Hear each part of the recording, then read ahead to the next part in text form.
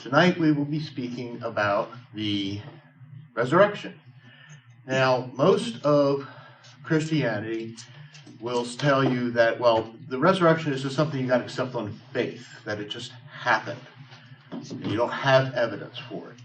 What I'm going to make the case for tonight is that without pulling in a whole bunch of Christian doctrine, Christianese, and things of that sort, just going by the regular canons of history, just like we do history for anybody else in the ancient world, Julius Caesar, Cleopatra, that we can demonstrate that there is solid evidence, not just for the existence of Jesus, which I think is really a joke, people trying to say he didn't even exist, but that there is evidence for the resurrection. In fact, Bart Ehrman himself, anybody who knows the field, Bart Ehrman is one of the most vocal critics, skeptic critics of Christianity. But so I'll actually make reference to him several times in here. But even he says the most attested events in ancient history are the crucifixion and resurrection of Jesus Christ. That's from a non-believer, an anti-Christian. So we're going to go over some of that. In today's world, we have a very pluralistic society, which is great in terms of we have democracy and people can have free expression, etc. But what we have is that there is offense today if you are to say that God has revealed himself alone in his Son, Jesus Christ. It's offensive to some people because there should be other ways to God. Okay? And so people sort of want to make their religion up kind of a la carte, if you will. However, what I want to be able to do, part of what we do in apologetics is to try to demonstrate that this isn't just a path that you choose because it looks good to you. There is solid historical evidence for that, and we are called by the apostles to observe that solid evidence. Paul said, if Jesus Christ is not actually raised from the dead, then go find something else to do with your Sundays because it's useless. There is no reason to believe in Christianity. Christianity is tied to an historical event, and that event is the resurrection, and that's what we're going to talk about in terms of history. Why should we believe the resurrection tonight? Okay, there has been a revolution in this field in the past 50 years, certainly during my lifetime. When I first started way back in, the dinosaurs age, when the Tyrannosaurus rexes were running around, if you had just to stand in public and claim that Jesus physically rose from the dead, people would just laugh at you. You got the most prominent theologians of the day, so like people like Karl Barth, would just absolutely laugh you off the stage if you made that claim. I can recall this was a debate between two conservative theologians and two members of the Jesus Seminar, the very liberal Jesus Seminar. And the conservatives are making the case for a physical resurrection, and the two members of the Jesus Seminar were astounded, just sort of wide-eyed, that they actually said, you don't actually believe that Jesus came out of the tomb, do you? I mean, they were just, smacked with this very idea, that, because that was the dominant theory up through, say, the mid to into the late 20th century, spiritual resurrection, that Jesus lives in our hearts, that he was risen from the dead in their spirit, okay? So that has been was the predominant, but there has been a huge revolution in this field, and it's primarily based upon the argument that I'm going to make for you and the evidence that I'm going to bring to you tonight, and that is that today most academics in most fields will say that The early church believed in a physical resurrection. Now, that is not to say that all scholarship agrees that Jesus rose from the dead. That's a different issue. What they're saying is that the early church believed it is the earliest proclamation of the church. It is an invention from later on, which was also a very popular theory, that as Christianity, the teachings of Christ went along, after, say, 100 or so years, they began to believe in a physical resurrection. That is not true. We are going to be able to show tonight that literally days after the event, the apostles began to proclaim a physical resurrection. It is the original claim of the early church. All right? We are going to, but here's the thing. We are basically, for the sake of this argument, for the sake of tonight, we're just going to address the scriptures as historical documents, just like any other documents. We're not going to consider them necessarily inspired. We're not going to say they are the Word of God. Just look at them as if they were, you're reading Tacitus or anybody else. What would be the rules, the canons of examining an historical document? Okay, how do you determine whether this history of Alexander the Great is actually true, historically true? Apply that same method to the Bible. All right. Now, unlike a lot of apologists and theologians today, like Gary Habermas or William Lane Craig and Andy Stanley, I don't believe that this is an historical argument for the resurrection that proves the resurrection happened. What I believe is that this is evidence of an historical argument that points to a theological conclusion, that the resurrection is ultimately something that has to be taken on faith. But if you've been with us before in previous months, we talked about the nature of faith. The nature of faith, as according to the book of Hebrews, is that we go as far as evidence can take us, and then you just look at what's the next logical step. Okay? We do this all the time. You have no idea whether your car is going to get you home tonight. But it generally does work, hopefully. I mean, some of them have issues. And you have faith that it will get you home tonight. Why? Because it's gotten you home in the past. So you take the evidence that you have and you operate in the future based upon what the next logical step, that, it will get you home tonight. Okay? That is the nature of faith. We're always walking by faith in many things that people don't realize. So what we're going to do is we're going to assemble a body of evidence, but that body doesn't have to be very big. We don't have to use like the whole Bible. And we're not going to use the Gospels, believe it or not. We're going to use Paul. Why? Pauline studies in the past 50 years has also undergone a huge revolution.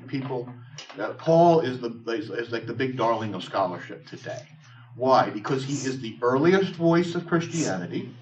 The first writings that we have come from Paul.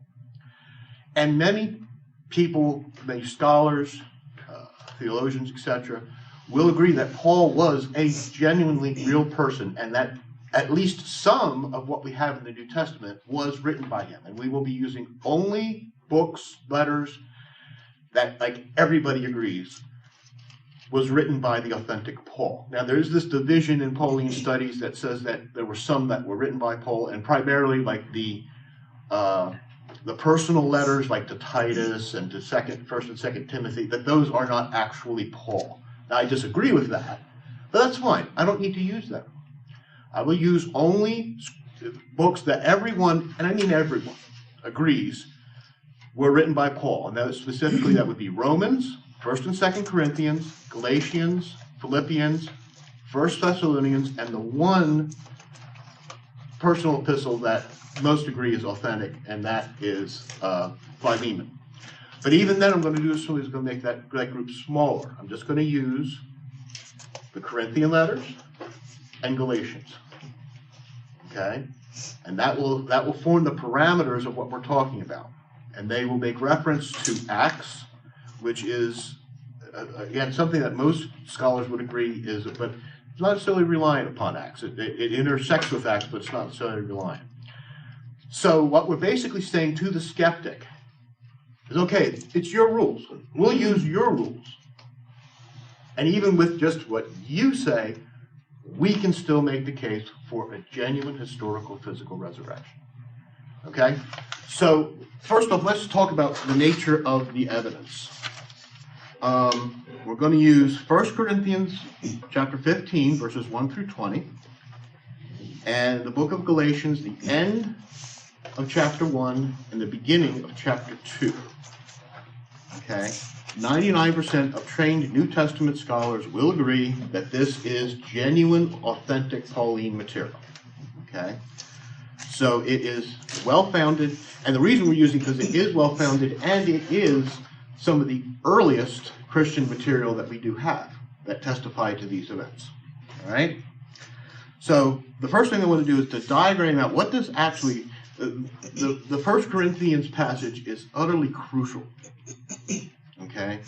Not widely recognized, I guess in most churches. Most churches go to the Gospels for their story of the resurrection. But I would insist that this passage, 1 Corinthians 15, is the most critical passage for the resurrection that we have in the New Testament. So let's sort of diagram out and take a look at exactly what is Paul saying. Starting in verse 1, 1 Corinthians 15, 1. Moreover, brethren, I declare to you the gospel which I preached to you, which you also received, and in which you stand, by which also you are saved, if you hold fast to that word which I preached to you, unless you believed in vain. So in other words, how you received the message that I preached to you when I first came to you will determine your eternal salvation, will return your eternity. All right? For I delivered to you, first of all, that which I also received. This is very, very important, because what Paul is saying here is that I just didn't come up with this. Okay?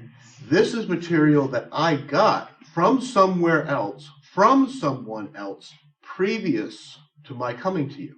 We will find out where that was and who that was in a little while. But it's very, very important. He's passing something on to you. He's passing on a Christian tradition, if you will, on. It's not something that he just made up when he was writing this. Okay? So, continuing on, that Christ died for our sins, according to the Scriptures, and that he was buried, and that he rose again on the third day. I want to pause here for a second. There is no first century Jew in particular that would read this in any other way than saying, what went down came back up. The Greek word there is a gergatai, which means to rise up again. It's a physical act. Okay? And it's not at all used of anything. It is, in fact, the word that is used in the Septuagint, which is the Greek translation of the Old Testament. Whenever they talk about resurrection, that is the same word that they're using. It's a physical resurrection. Okay?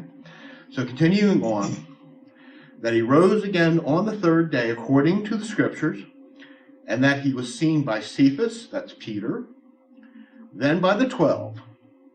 After that he was seen by over 500 brethren at once, of whom the greater portion remain to the present, but some have fallen asleep. After that he was seen by James, then all the apostles.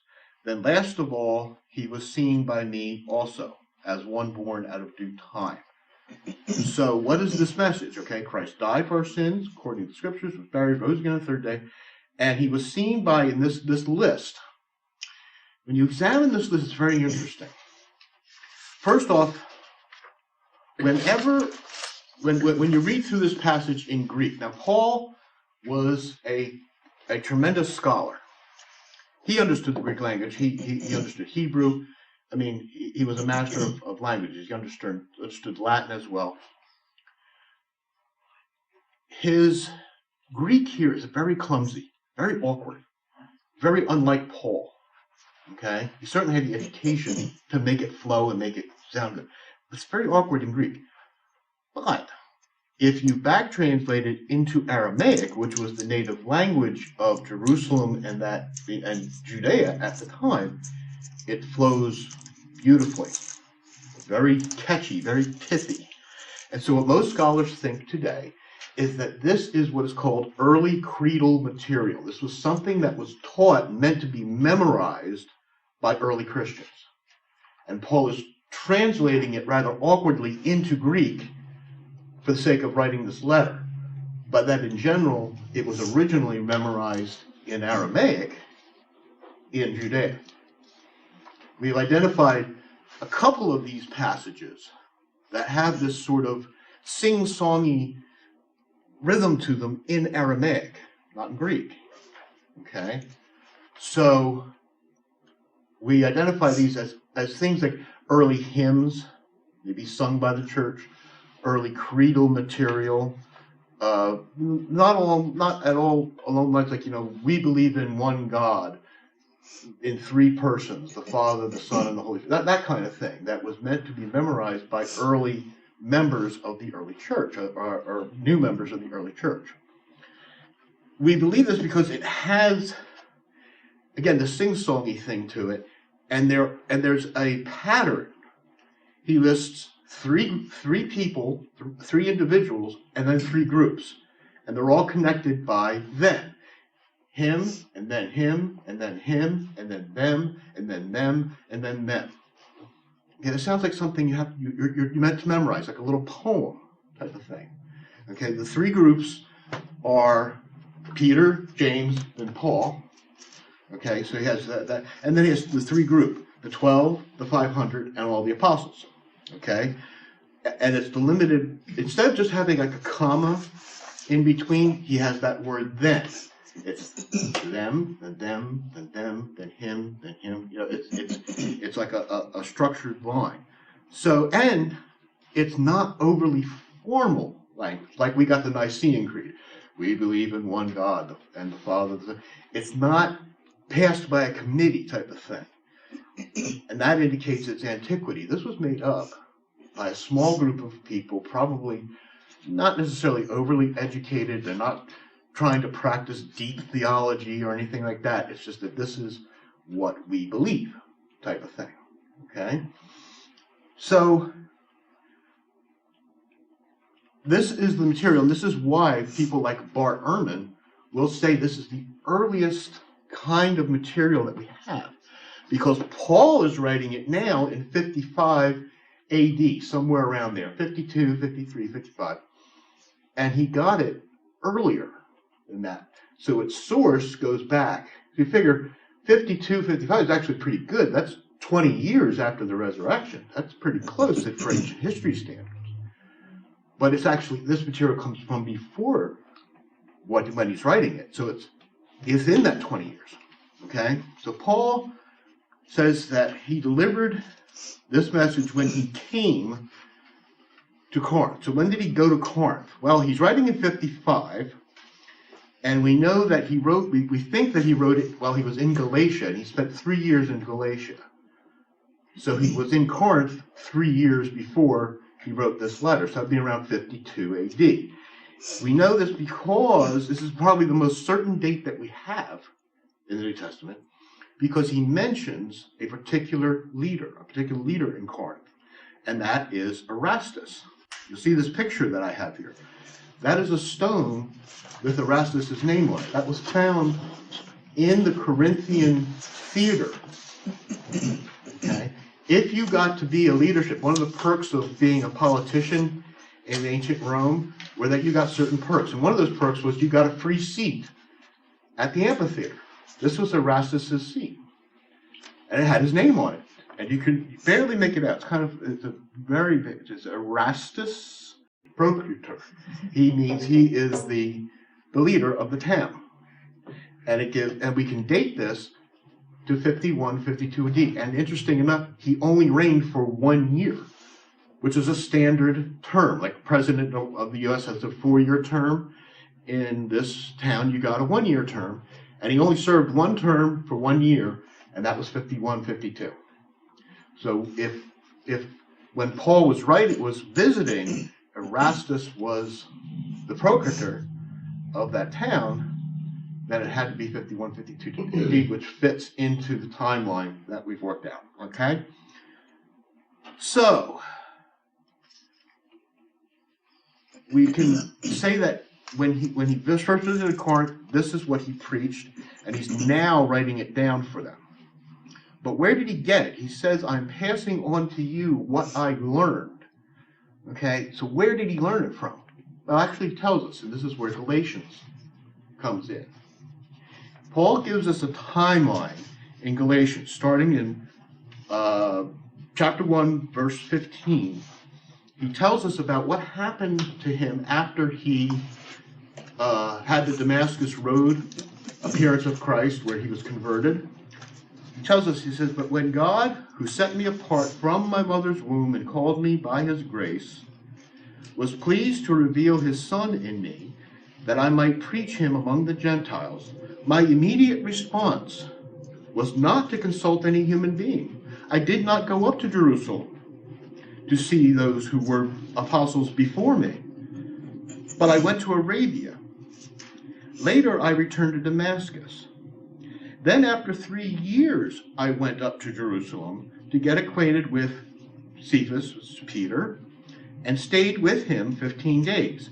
I saw no other apostles, only James, the Lord's brother. So he's telling us that, okay, I was persecuting, and he did that for a year or two, right? So then he had his experience on the road in Damascus, and then he spent 3 years wandering around Arabia, basically meditating and trying to figure out, okay, what was this experience all about?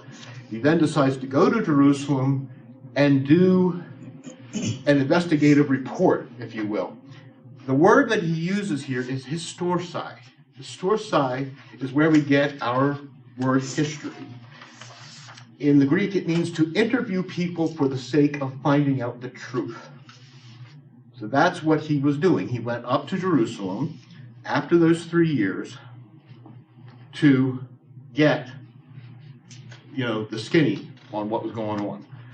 So if the cross occurs around 32 AD, somewhere in there, Paul has his experience on the Damascus Road a year or two later. That's 32 to 33. He spends 3 years in Arabia. That takes us to 35, 36, which is when he now goes to Jerusalem and he gets this material.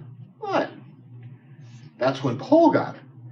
It had been formulated before him in order for him to get it, right? Someone taught him this. It already existed. So we're talking that between 32 and 36 when Paul got it, this material was already written. It was already done. And most scholars would say it goes to within 6 months of the resurrection. 6 months after Jesus' crucifixion, we have the church proclaiming physical resurrection. Christ came out of the tomb. That's why this passage is so important, because it puts us right on top of the events that happened. Okay? So, I just kind of want to emphasize this, that this is just basically this is just one seminar, one evening I'm going through. I could list a whole bunch of other things, and this is probably the best evidence that we've got. And we're not appealing to, this is an inspired apostle or anything. We're just doing history here. Okay, we're looking at the facts as we've got them and drawing some reasonable conclusions. What is most likely to have happened? All right? So while I could list a lot more, I'm not going to. All right? But for these events, like I said, Bart Ehrman himself has said, the crucifixion and the resurrection are the most attested events in ancient history. Most events in ancient history, if you've got one source, Tacitus or Pliny or somebody, that's great. Okay, we have only one source, for instance, for the Trojan War. That's Homer. That's it. Okay, so you got one source, that's great. If you've got two, that's golden. That's really, because now you've got something to verify your one source, right? Bart Ehrman agrees, and most scholars would agree, for these two events, we have at least 11 sources that proclaim this. That 1 Corinthians is one of those that has that early creedal material. Okay, and we'll talk about some of the other sources and why they're independent. They're all found in the Bible, but they're not actually found there, which is interesting. We'll get to that, okay? But we have a lot of material that actually verifies this. But this is, like I said, this is the best stuff that we've got. And it's really the best stuff that you can find in any ancient history. Even though there was really only 11 of the original apostles left, they are referred to generally as the 12. Right. So when he said he met with all the apostles, it's common knowledge that they're not talking about the one that wasn't with them. Right. Yeah, the 12 is kind of a title for the group. So when you hear that, it's not necessarily 12 people. For instance, you'll even hear like the 12 tribes of Israel. Well, there's actually a baker's dozen, depending on how you choose. In the Old Testament, they number them any number of ways. For instance, when they are dividing up the land after the Great Tribulation and the return of Jesus, they want to eliminate one of the tribes. So they divide one of the other tribes in half. Sometimes you'll say Joseph, sometimes you'll say his two sons. And that gives you like a baker's dozen to work with. When they're going out to war, the Levites weren't allowed to go to war. So you think, okay, 11 tribes. But no, they divide the tribe of Joseph in half, and now you have 12 again. So the 12 is a title. Yes, so it's not necessarily a number. But when he says the 12, that means what was left of the apostles. All right? So, I want to compare the level of this evidence. Okay, how good is this evidence? People can claim, one, that it was written so late after the life of Jesus, or that we don't have enough copies. Who knows how it was transmitted and who copied it. All that's bunk. Okay, first off, in terms of numbers, we have 12 copies of the Gallic Wars by Julius Caesar. Our whole history of the Gallic Wars is built on one book, Caesar's Gallic Wars, and we only have 12 copies of it. The closest to the New Testament that we have is Homer, and we have, last count that I looked, we had 643 copies of Homer. Only 40% agreement amongst those 643 manuscripts. Okay? The New Testament is an embarrassment of riches. We have over 5,000 copies in Greek alone. Okay? When you start adding in ancient translations like Latin, Syriac, and Coptic, you get up to 25,000 copies of the New Testament. All right? So there's no question about it. So it's very easy, actually, to compare these copies and figure out. Because, yeah, every scribe made a mistake. Try copying out the whole Bible yourself by hand and not make a mistake. It's going to happen. But we can easily compare these copies and see what mistakes were made where. It's not really an issue. And that was what our first and second seminars were about. So we'll go into too much detail there. But in terms of people, dates, and all that, now I'm going to stand over here. We'll say that this down here is the event I'm talking about. For instance, the first piece I'm going to talk about is Alexander the Great. Now, you'd think a name with Alexander the Great, everybody would be writing about him, right? No. We'll say this is when Alexander lived and died, around 330 BC. There were 3 contemporary authors that wrote biographies of Alexander, but we don't have those. We have no surviving copies of those. We only know that they existed because other people said that they had written biographies. Okay? The first actual biography that we have is by Diodorus Siculus, and 330 BC. He didn't write until about 300 BC, 300 years after Alexander died. But we don't have that. We have the manuscript. His earliest copies, all right, that we have are somewhere all the way down here, about the 10th century. That's the earliest copy of that manuscript that we have. Okay? And that manuscript wasn't written, published, until 300 years after Alexander died. Okay? And we consider this legitimate history. I'm not arguing that we don't know who Alexander the Great was. In fact, the opposite. I'm saying we consider that to be reliable for ancient history. Okay? When you talk about Tiberius Caesar, who was the second emperor of the empire, okay? He died about AD 37, a few years after Jesus, okay? Our earliest source is contemporary. General Valerius Paterculus wrote, but we consider that to be very unreliable. Why? Well, Tiberius had this habit of having people that didn't like him killed, which means it's good to like Caesar, right? So his contemporary account, we're not sure whether he actually meant what he said or he was just actually kind of buttering up Tiberius. If he was, it didn't work because he still got executed just for being the friend of someone that didn't like Tiberius.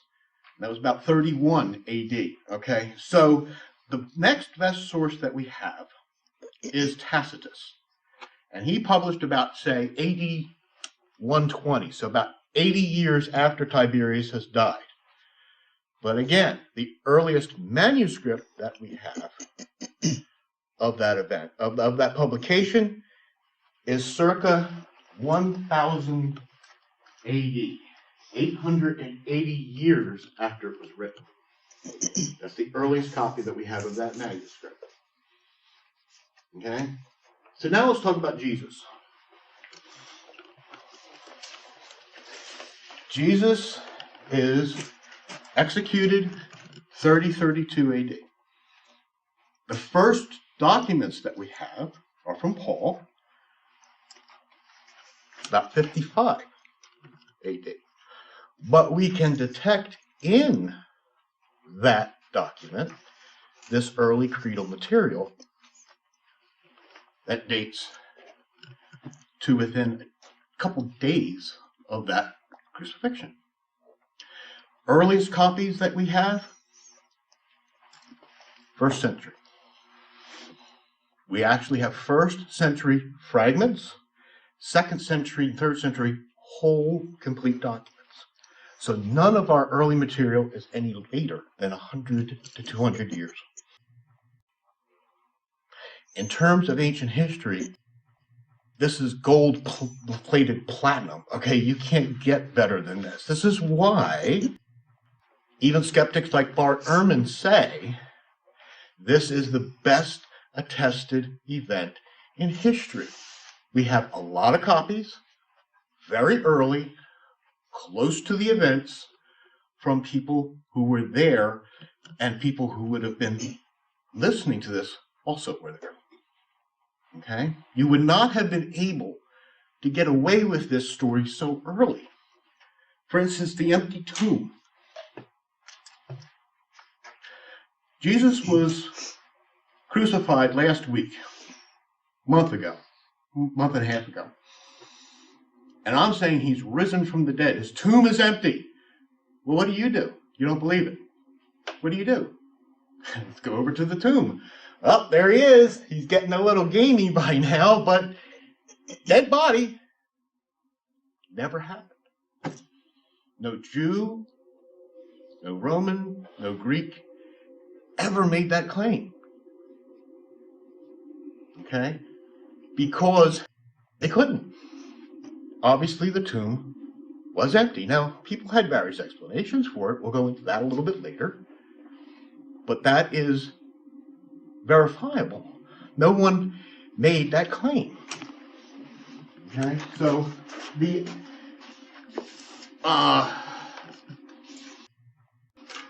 solidity of this evidence is as best as you're going to get for ancient history. I've heard some historians say that if these events are not true, then, or we can't know them, then we can know nothing about ancient history, because it doesn't get better than this. It's all downhill from here. All right. You have this box in your notes here. That's just wanted you to see how some of this evidence is pieced together. That we have from these other sources, the fragmentary nature. Okay. Like Dyer wrote his Roman history. It was 80 books in all. The first 21, all we can do is piece it back together from what other people said he said. We have no copies whatsoever of the first 21 books. Books 22 through 35, we have some fragments. 36 through 54 are nearly complete. And that covers the period that we were talking about, by the way, by Tiberius. So I did not choose the worst example. I actually choose one of the better ones. Okay? So that's the period that we're talking about. Book 55 has quite a big gap in it, but we have most of it. And then the last 20 books we really don't have except in summary, written by a monk some 1,000 years later, who was looking at it and making a summary of it. And it wasn't a very good summary, most scholars agree. So that is the nature. When we talk about ancient history, you see like these specials on the History Channel and Discovery. They never tell you that a lot of this stuff is very, very fragmentary. Okay? Again, I am not saying we don't know what Tiberius did or who Alexander was. Quite the opposite. I'm saying this is the nature of what we have. You can only work with what you have. But in terms of what we have, when it comes to the New Testament story, by far, we have more evidence for that than we do any other figure or event in history. All right? So what is the argument? Now, going over the nature of the evidence, what are we actually saying about this? Well, we're principally going to work with three fundamental facts. That's all we really need to establish to be able to say that this event probably happened. All right? Fact number one, after his crucifixion, Jesus was buried in a tomb by Joseph of Arimathea. All right? We have these very early sources that attest to these facts, to this event, okay? When we talk about this, I mentioned these 11 independent sources. Let me give you a little look at what I'm talking about. We have, for instance, the book of Matthew. Okay? Now, most scholars think that Matthew used the events in Mark. He had Mark, the Gospel of Mark before him. And the chronology he used from Mark. And then he put in his own notes from what Jesus said. The difference really between Mark and Matthew is that there's a lot more that Jesus says in Matthew. There's more quotation, longer passages, etc. So Matthew is using Mark as a source There is also, when you compare the Gospels, particularly the Synoptics, Matthew, Mark, and Luke, there are things that Jesus says in every one of them, word for word. Okay? So that means someone's copying from somewhere. Okay? He says it or it does it. It just follows word for word. Okay? We believe that that comes from a lost source that we don't have, and that is called Q. Okay? So Mark, Matthew, and Luke are all using this document. We know it's a theoretical document. Okay, but it's pretty well established that it probably existed because they all seem to use it. Okay? But then there's stuff in Matthew that you don't find in Mark, and you don't find in Luke, and you don't find in Luke. It's very particular to Matthew. So we call this the M source, which may be Matthew himself. It may be another document that he has. Okay? But for each of the Gospels, we have this pattern. So Luke is using Mark, and he's using Q, and he's using L, because he has material that is unique to him. So when you read these two Gospels, these aren't just the sources. They have sources. And so we can say source 1, source 2, source 3, source 4. You see how we get up to like 11 independent? Because they're not dependent on one another, the source material. Okay? And this goes for Mark, it goes for John, it goes for Acts. And so when you add up all this unique sourcing, for instance, you got Paul. There's stuff that Paul himself wrote, but then he also quotes this creedal material. That's another source. Okay? So this is why we can say that there are multiple sources in these books. Okay? But we're basically limiting ourselves to Paul, his the creedal material that he's quoting. So we're not using all this. All right? But we do have a lot in here, right? But it's this creedal material is independent of Paul, and that he didn't make it up. You see what I mean? He's not the source. Wherever he got it from is the source. All right? So that's who we're using as a source. So, but it's very well sourced, and it is ancient. Okay? The details of the Passion story are not likely to be Christian inventions, because they don't actually speak of Christians all that well. What happens? What do the apostles do? They run and hide. Right? Who's going to say, my leader was crucified and I was a coward and ran away? No, I stood bravely before. That's the kind of stuff. If you were here last time when I talked about the Gospel of Peter, that has the story of the resurrection where 50-foot Jesus comes out of the tomb and the cross comes walking after him, saying, "We have proclaimed the gospel to the downtrodden," etc. That's what legend looks like, right? We don't have that. Okay? It's not later on pious Christian invention. Right? Joseph of Arimathea himself would have generally amongst early Christians been a scorned character. He was part of the Sanhedrin that condemned Jesus. And early Christianity saw that as an act of judicial murder. But you got a member of that Sanhedrin actually being kind and giving his tomb up for Jesus? Why would you as an early Christian try to make the Jewish Sanhedrin look good? See what I mean? It just doesn't make sense. Okay? Lastly, there are no other competing contemporary stories. There's nothing that says that Jesus got off the cross and then went around Tibet teaching, some strange stuff like that.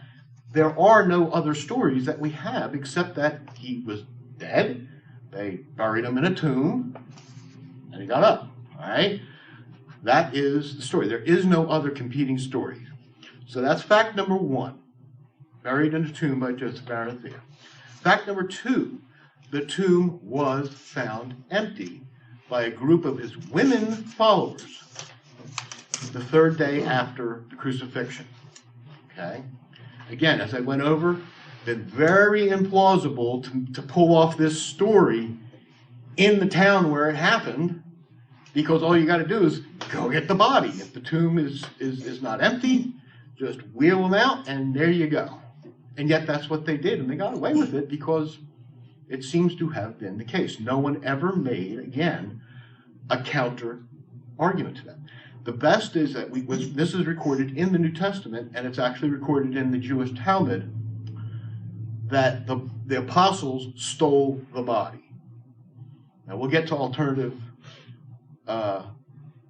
theories in just a few minutes, but that was the predominant theory at least early on at the time. It's the first one that we have. But you think about it. If you're going to say the apostles stole the body, that presumes the tomb was empty, right? If they took the body, then the tomb is empty. And that's all we're thinking. The tomb was empty when the women found it, and that it was women that found it. In ancient time, particularly in Jewish society, women's testimony, this is from Josephus, this is again extra biblical. Josephus tells us that the testimony of women was not even allowed in court. Because you know women, they can get hysterical, right? That was the belief. That was the prejudice. So why, if you're making up a story, do you have unreliable women find the tomb? Wouldn't it be the leader, the great lead, Peter, John, somebody that was taking the reins of Christianity? They're the ones that, no, it's unreliable women. And that's what the first century would have said. Women? Really? You know, you want me to believe that?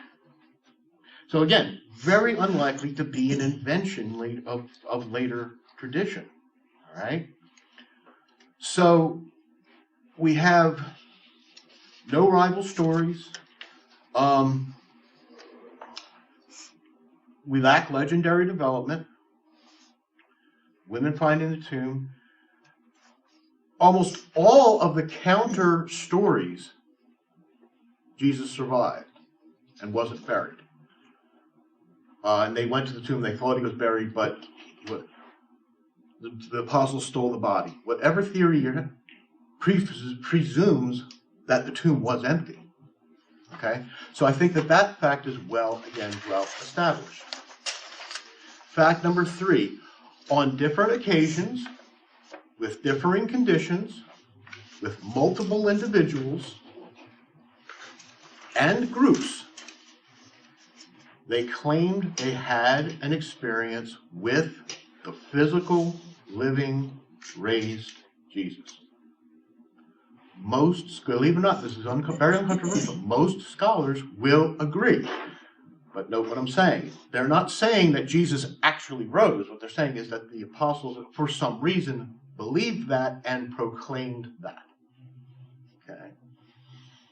Some of them, they believe the evidence. They have different reasons to explain it. Okay. And I'm going to put forward that the best explanation is an actual resurrection, that it actually happened. Okay.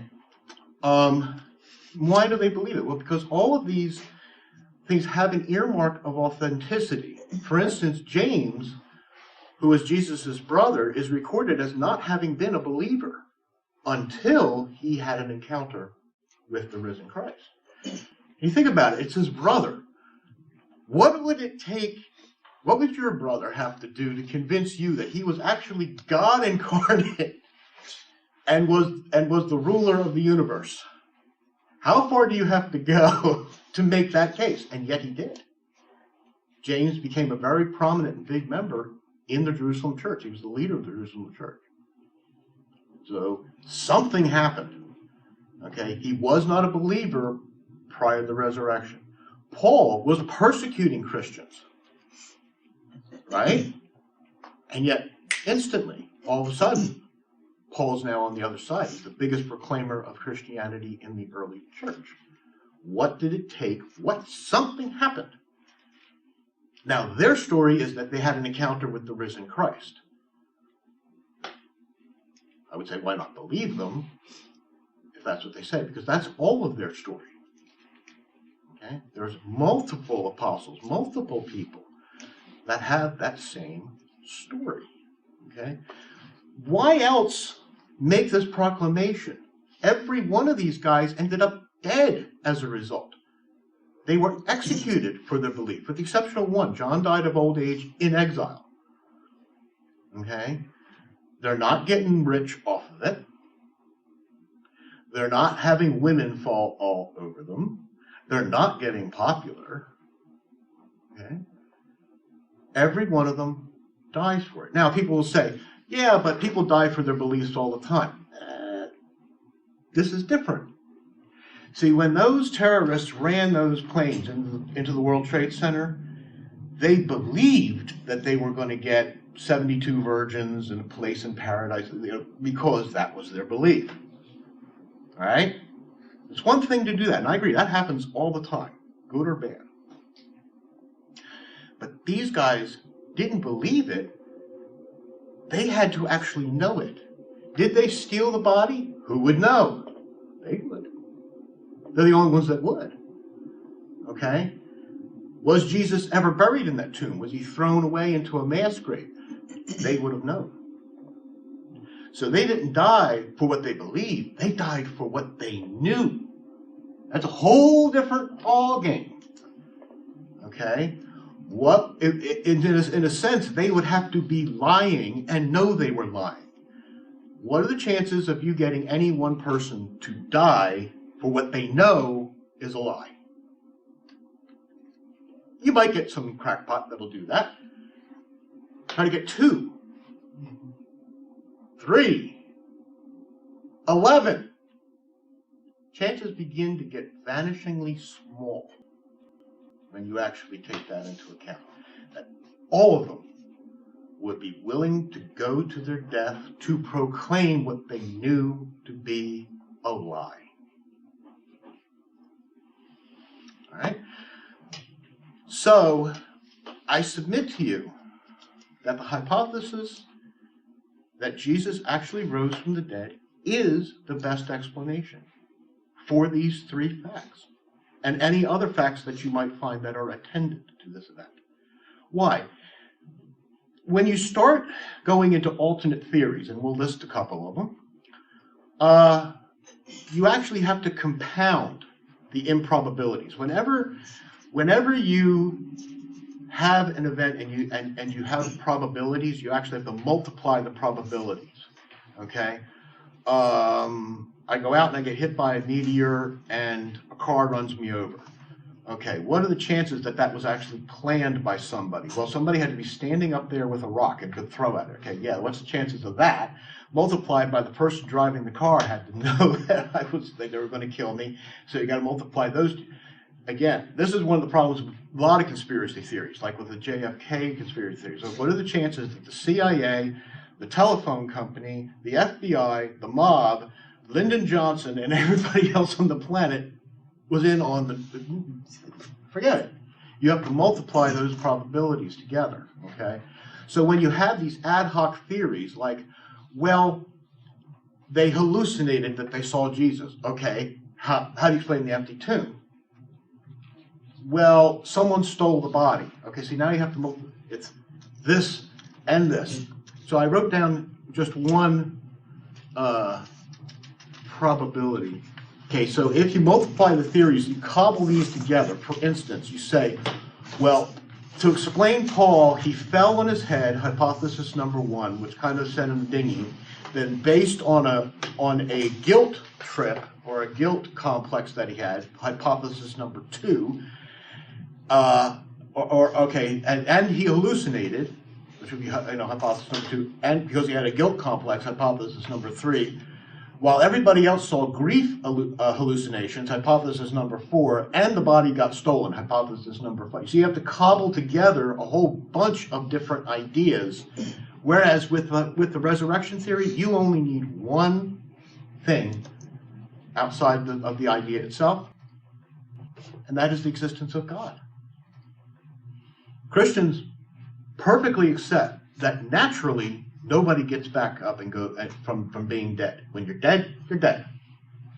Nobody naturally rises from the grave. But you put God in the picture, and now that's possible. And it's not just anybody. That's important. I mean, if I got zapped and someone rose me, and I rose from the dead 3 days later, what was the significance of that? Wow. Well, maybe he wasn't really dead. You know, a lot of other things could be possible. But this person proclaimed himself to be God. He started a movement that ended up taking over the world. The resurrection of this particular person, given the claims that he made, given the fact that he was killed for those claims, he was believed to be a heretic, right? It ends up being a vindication of his proclamation, okay? That the forgiveness of sins has been accomplished. So it wasn't just anybody that got raised from the dead, it was this particular person. Okay? So when you take that into account, it is important. And all you have to do is accept, does God exist? Would God do such a thing? That's all you need to have. So it's not a whole bunch of these cobbled together theories. It explains all the facts. It's perfectly reasonable and logical. Okay? Why would you say that it's impossible? Okay? Let's take a look at some of the other theories that have been proposed over the years. Okay, you've got the conspiracy hypothesis, which, if you have read the old, long before Dan Brown got to it, there was a book called The Passover Plot. But then you also had the Da Vinci Code. Okay, that there was some conspiracy to make some sort of religion up. There's the apparent death hypothesis, which is preferred by Muslims, which says that Jesus didn't die on the cross, he merely swooned, fainted, which, if you know anything about, these were experts in killing, okay? The Romans were my ancestors, believe me, I know. They knew how to kill people. They weren't amateurs. When they said he was dead, okay? I want him dead. I want his house burnt to the ground. I want his family dead. And then we're going to hurt him. That's my ancestors, all right? They knew what they were doing, okay? The hallucination hypothesis. This was liberal theologian Gert Ludemann's favorite, that all the apostles just sort of hallucinated. The problem with that is there are two different kinds of phenomena here. There's hallucination and there's illusion. Hallucination is just something that happens in your head. Okay, your brain's just making it up out of nothing. Okay? Illusion is when I go to sleep at night and I wake up in the middle of the night and I see someone standing at the edge of my bed. And I turn on the light and I see, well, I put my hat and my coat on the bed knob. And so it was something that was actually there, but I misinterpreted it. Problem with hallucinations is they're unique to the individual, just like dreams. Okay? Karen, can you tell me what you did in my dream last night? I better not. Okay? Well, if she were actually able to say yes, that would be scary, wouldn't it? Okay. How do you have people that hallucinate the same thing over and over and over again amongst different people? Okay? They're not all going to hallucinate the same thing, and yet that is the testimony that we have. So hallucination really doesn't seem to be an adequate explanation. But there are a lot of people that accept that. The bereavement vision hypothesis. This is when you are so overwhelmed with grief that you see a dead loved one, and they come and talk to you. Okay? Oddly enough, people who have these visions actually come away convinced, yes, they're really dead. They've gone beyond whatever. It's proof that they're dead, not proof that they're alive. People say, I saw Grandma last night. Do they proclaim, Grandma's alive? No. Grandma's really dead and she's happy where she's at or whatever, okay? It's the bereavement visions, I don't believe, cover it either. Believe it or not, I actually heard this paper presented. This was presented by a professor in Kentucky, he actually believes this. This was something that came out of the Gnostic tradition, and Muslims have a theory kind of like this. It's the body double identical twin theory. Okay? This says Jesus had, unbeknownst to anybody, obviously even Mary, that Jesus had an identical twin brother who just happened to walk into Jerusalem 3 days after Jesus was crucified, and they thought that that was him. And look, he's alive. Like I said, some of them are loopy. Okay? The stolen body hypothesis, which we've already gone. The lost body hypothesis is one that's very popular by John Dominic Crossan. If you've ever seen like some older History Channel special, you got the guy that speaks with a nice Irish accent, and he looks so nice, and he's so good. That's John Dominic Crossan. Very popular liberal theologian. And a very smart guy. But he believes that Jesus' body was eaten by wild dogs after being thrown into a communal grave. But now I ask, Mr. Crossan, your evidence for this is nothing. It's just that that's what was normally done. Yeah, well, there's lots of things where it was normally done that didn't happen. Okay? Normally, people get through the streets of Dallas without getting their heads blown off. JFK didn't. Okay? You can't use that kind of thing as evidence. All right? And there are, believe me, over the years, there have been a lot more. But the point is, not only any of these one theory being kind of out there, you have to begin cobbling them together to explain all the facts. Okay? Someone had to steal the body, and they had to hallucinate. And, okay? Whereas, with the resurrection hypothesis, so, I submit to you, yes. In conclusion, the resurrection is a matter of faith. It is that next step that we take beyond the evidence. We do not have Jesus here to tell us, yes, I rose from the dead, here's what happened. He doesn't have what does he say to Thomas? You have seen and believed. Blessed are those who have not seen and yet believe. That's us. It's faith. That's the next best step. But I submit to you, we have plenty of very good evidence to support that faith. It is not a blind faith. It is not an empty faith. We have good, solid, historical evidence evaluated by just the plain, ordinary canons of doing history to tell us that Jesus rose from the dead. Go forth and proclaim it.